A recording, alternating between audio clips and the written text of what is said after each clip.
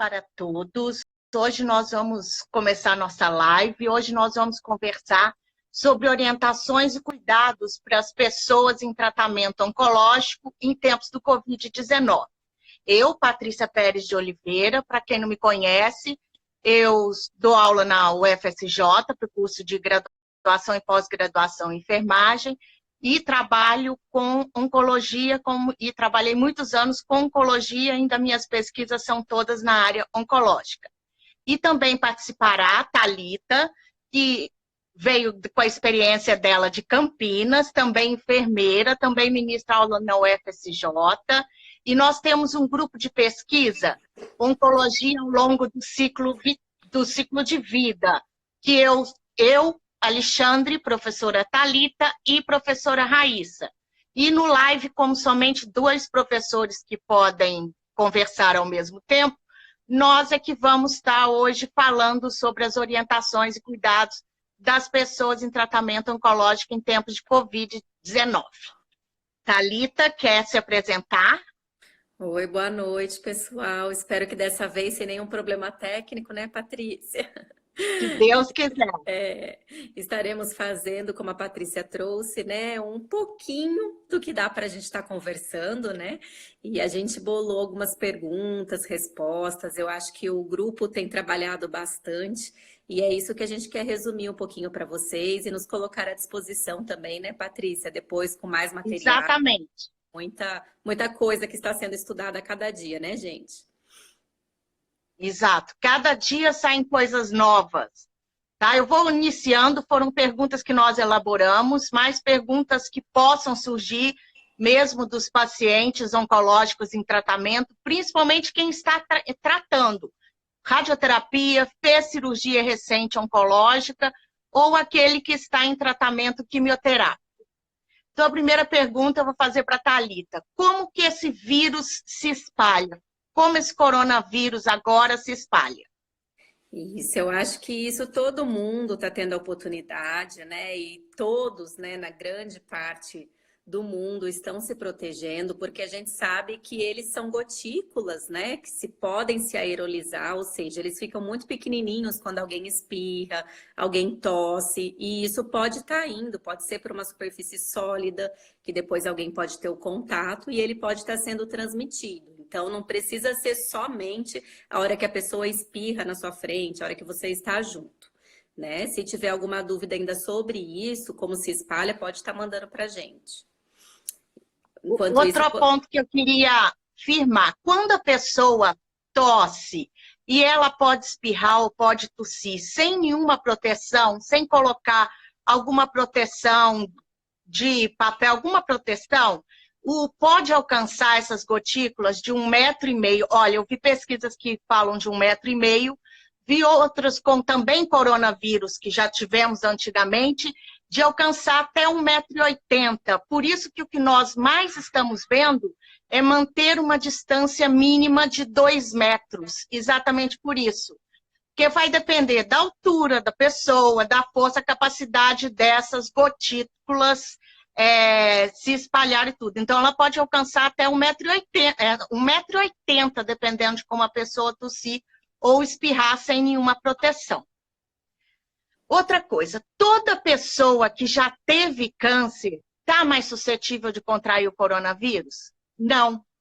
Só aquelas pessoas que estão neutropênicas, que têm alguma neoplasia maligna hematológica, como leucemias, linfomas, mielomas, transplantados, quem já fez transplante de medula óssea, aquele transplantado mesmo de órgãos, como ele vai tomar imunossupressor?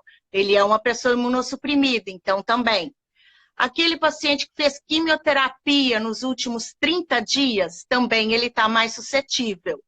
A pessoa que pode ser HIV positivo, com CD4 menor que 350, também. Tá? Aquelas pessoas também que têm doença falciforme, determinadas doenças que dão asplenia funcional, pessoa com síndrome de Down também, que pode comprometer o sistema imunológico, não todos. Diabetes mellitus, mais se a pessoa está descontrolada ou é insulinodependente. A pessoa que tem hipertensão arterial sistêmica, se for da severa ou grave, as pessoas que têm doença autoimune, que têm doença cardíaca, a pessoa também com alguma DPOC, asma, pneumopatias também, e, lógico, os idosos com mais de 65 anos, por causa da própria fisiologia, a gente vai envelhecendo, o nosso sistema imunológico também vai ficando imunocomprometido. Então, as pessoas acima de 65 anos também acabam sendo... A gente tem que ficar de olho. E as pessoas também com insuficiência renal em tratamento dialítico também são suscetíveis. Mas se você teve um câncer, já tratou de câncer, faz químio há mais de 30 dias, você vai tomar todas as precauções que qualquer outra pessoa da sua idade. Né? Perfeito. Agora, então, aquele estudo, né, Patrícia, que eu acho que vale a pena a gente está complementando, que ainda não são muitos, né, na verdade, com pessoas imunossuprimidas, a gente não tem dados tão fidedignos, mas né, que se sobressai nos últimos tempos, ele traz que as pessoas com câncer, eles têm 3,5 vezes a mais, né, de estarem se hospitalizando em leitos de CTI, que são mais graves, né, para pacientes de maior gravidade. Esse é o estudo mais recente que a gente tem, né? E essas pessoas ficam mais suscetíveis a não vir a sobreviver, não que todos. O caso que nós temos é relatando os pacientes oncológicos da China, esse estudo. Isso. Lá em Wuhan, todos que foram internados. Todos foram a óbito? Não. Tiveram pacientes que se recuperaram, sim. Mas se você for comparar com uma pessoa da mesma idade, sem estar imunocomprometido, as chances dessa pessoa agravar e vir a um óbito é maior. Por isso, tantos cuidados, por isso a necessidade do paciente, da pessoa que está em tratamento oncológico, se isolar. Se for consultas extremamente necessárias, lógico, o tratamento quimioterápico e radioterápico não é para parar. Por enquanto, nós estamos num momento que não é para parar. Mas aí você vai, porque isso é necessário. Mas se for consultas de controle e tudo, aqui mesmo na nossa instituição, que nós temos de referência, estão reagendando. A Thalita vai falar sobre nossa região. Quer falar sobre o nosso hospital e o que a CON está fazendo? Pode ser, Patrícia. A gente deu uma olhadinha, né? E os dados mais recentes que a gente tem, vocês sabem que o Hospital São João de Deus é um grande parceiro da UFSJ, juntamente com a CON, né? A gente tem professor Alexandre, principalmente, que desenvolve muitos trabalhos, né? Voltado a esse público. E a gente estava vendo que foi já feito, né, um novo fluxo desde o dia 23 de março. E isso está valendo. E conforme a Patrícia disse, então, infusão de quimioterápico, radioterapia estão mantidos. O que não está mantido? Aquelas consultas que são periódicas, né, que não são tão necessárias no momento de pandemia. Então, essas consultas não estão mantidas, né, não tem tempo para voltar ainda. E também, no serviço de nutrição, por exemplo, são só aqueles inícios de dieta para quem realmente estiver apresentando uma desnutrição.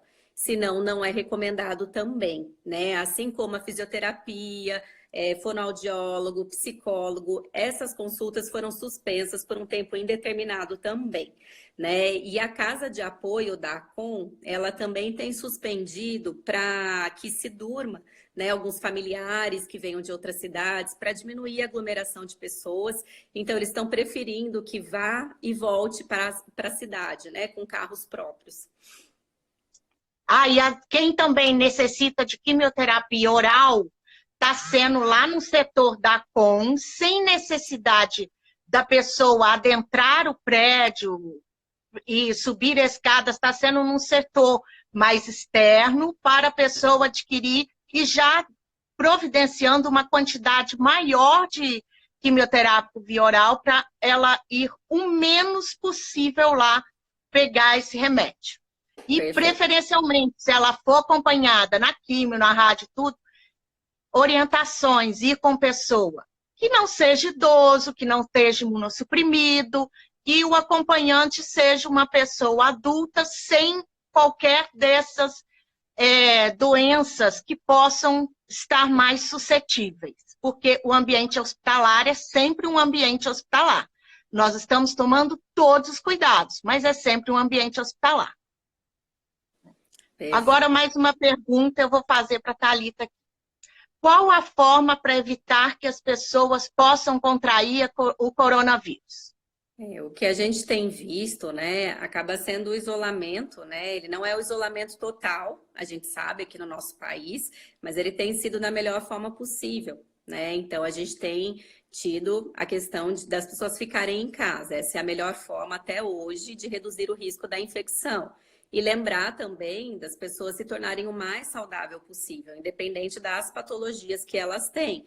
Né? Então, todos aqueles cuidados, por exemplo, as pessoas que estão com quimioterápicos, que são via oral, né, ou demais medicações, todos esses cuidados redobrados em casa, a questão da hidratação, para que não se tenha uma desidratação muito rápida, tomar muito cuidado, a questão do próprio descanso, né, de cuidar do sistema imune, já estamos com muito estresse, com a parte psicológica totalmente abalada no mundo todo, então, na medida do possível, se faz necessário que os pacientes que estão com câncer ou os familiares busquem alguns refúgios, né, independente de crença, de religião, do que for, cada um tem que ter um sentido para a sua vida, que a gente traz para a espiritualidade, né, nesse momento para estar acompanhando. E também vou fazer, Patrícia, mais uma aqui para você. Então, vamos lá. Se o indivíduo estiver apresentando alguns sintomas de COVID leves, né? O que a gente pode estar procedendo? E depois ele apresentando os sintomas de COVID mais graves.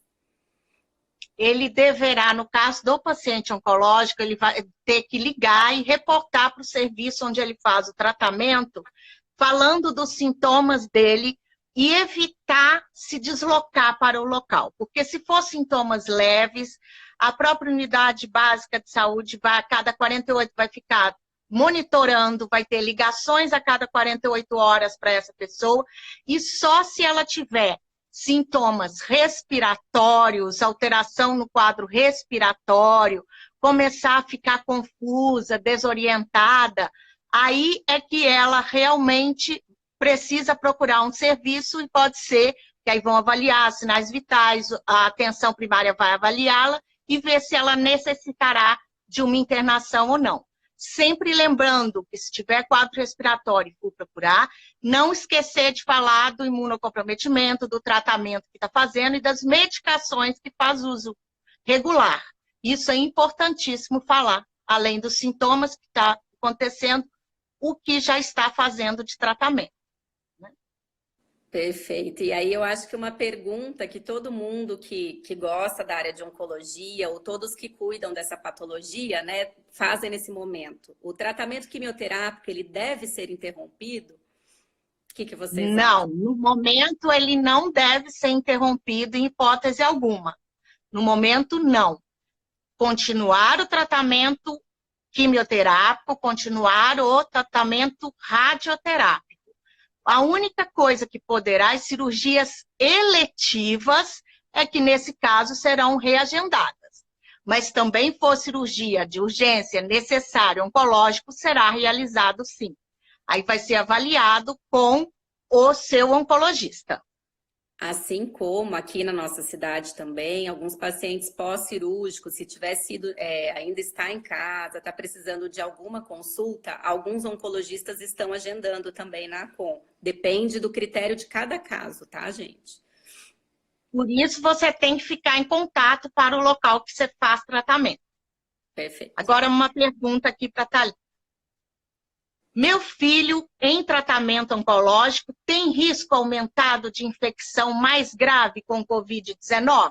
No caso de crianças também, tem muitas crianças também que fazem tratamento oncológico. E as mães ficam com muita dúvida. E aí? Então, no caso, a grande maioria das crianças com câncer que já concluíram o tratamento, dentro de 2 a 3 meses, mais ou menos, elas já voltam com sistema imunológico ao normal, né? O mais próximo do normal. Então, a gente vê um risco, as pesquisas não têm trazido um risco maior para isso, né? E também não há uma precaução especial para essa população, a não ser as precauções padrões que a gente está dizendo a todo momento para o Covid-19. E também aqui, ó, mais uma de filho e mãe, né? Que eu que sou mãe também, agora nesse momento, medo é total, né? E o meu filho em tratamento oncológico e minha família devem ser vacinados contra a gripe? Ó, no caso, se ele estiver fazendo o tratamento quimioterápico, vai ter que ser avaliado pelo médico se é indicativo aquele momento dele receber a vacina ou não. Mas todas as pessoas em contato com ele, tudo devem se vacinar. Lembrando e reforçando que a Valéria e a Gabi falaram ontem, essa vacina não imuniza contra o coronavírus. Ela imuniza contra influenza, tá? Então não imuniza contra o coronavírus.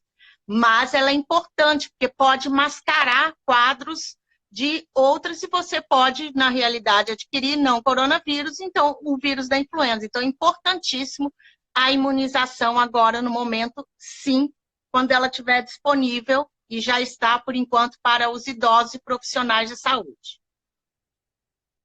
Agora, outra pergunta aqui importante que os pacientes oncológicos, eles necessitam principalmente os hematológicos. A questão do sangue, do concentrado de hemácias que ele precisa, concentrado de plaquetas que ele precisa, como é que fica em tempo de Covid-19, as pessoas ficando isoladas, como é que fica a situação dos bancos de sangue neste Brasil? Eu vou já responder essa, porque inclusive amanhã eu vou doar. No caso, estamos agendando, no caso daqui de Minas, você agenda, entra no Hemominas, na fundação do Hemominas, você vai lá, doação, agendar doação. Você, para as pessoas que podem doar, pessoas acima de 50 quilos, 18 anos, e que não tenham tido sintomas gripais nos últimos 30 dias, quem já teve Covid ou contraiu Covid só depois de 90 dias, as pessoas que fizeram tatuagem há mais de 12 meses, elas podem doar sangue sim, e devem nesse momento. Como que está sendo feito isso? Eu entro na Fundação Hemominas, agendar doação. Você clica lá, você vai escolher a cidade e o local dentro daquela cidade que você vai doar. E vão estar disponíveis ali dias e horários para você doar. Está sendo feito. A fundação está fechada, só está recebendo esses doadores 15 minutos antes que a gente deve chegar e só estão recebendo esses doadores com um horário marcado, mantendo mais de 2 metros de distância, tendo todo o cuidado. Então, não tenha medo de doar, mas saiba que antes você tem que agendar. Se você estiver em outro estado, também pelo hemonúcleo, também está sendo no hemonúcleo central que está sendo feito esse agendamento. Então, é importante, porque os suprimentos sanguíneos, eles estão baixos, sim. Então, pode ser que o seu médico, ele vá falar que você precise de sangue com uma quantidade de plaquetas e de concentrados de hemácias mais baixa do que, por exemplo, no ano passado, porque nós estamos passando e vamos passar por um período de escassez, sim, de concentrados de hemácias, de concentrado de plaquetas e de hemoderivados, sim. Qualquer dúvida que tiver, vocês podem ir perguntando aí também, tá? Agora aqui, uma pergunta para a Thalita agora. O que mais podemos fazer para evitar as infecções? No caso,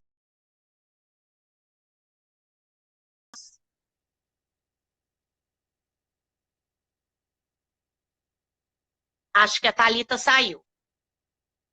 Espera aí só um minuto, deixa eu... Adicionei ela novamente aqui. Estou aguardando ela, mas aí eu já vou falando. A questão do lavar as mãos com água e sabão, ela é... Ah, agora sim. Está me Thalita, eu ouvindo? estava começando, mas já... Você ouviu a Isso, pergunta? perfeito. Comecei a falar da lavagem das Uhum. mãos. Sobre as pessoas que moram as lavagens, mas põe a mão no rosto. Quem brasileiro ou não? Quem usa óculos, né? Às vezes a gente Toda está hora. mexendo. Então, Cabelo, as mulheres, ó. vocês observam. Vocês observam que em todas as lives, né, a gente fica, né? Então, lembrar que a lavagem de mãos, nós que somos enfermeiros, já somos um pouquinho neuróticos com isso, mas lembrar que agora é mais ainda, né? Quantas vezes for. Lembrar também as superfícies sólidas, né? Celular, a gente fica com o celular a maior parte do tempo, né? Estão me ouvindo, Patrícia? Está Estou ouvindo? ouvindo Né? perfeitamente.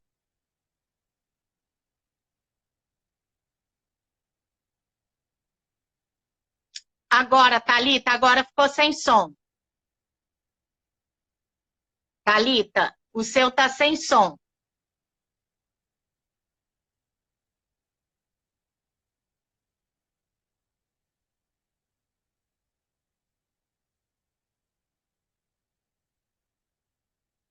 Thalita, o seu tá sem som.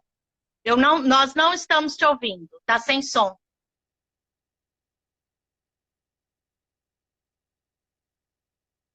Você tá me ouvindo?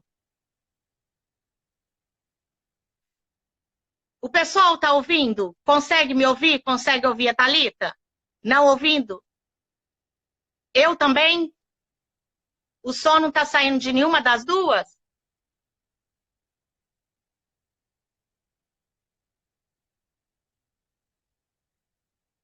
Nicole, o som meu também, eu também tô sem áudio. Será que é melhor sair?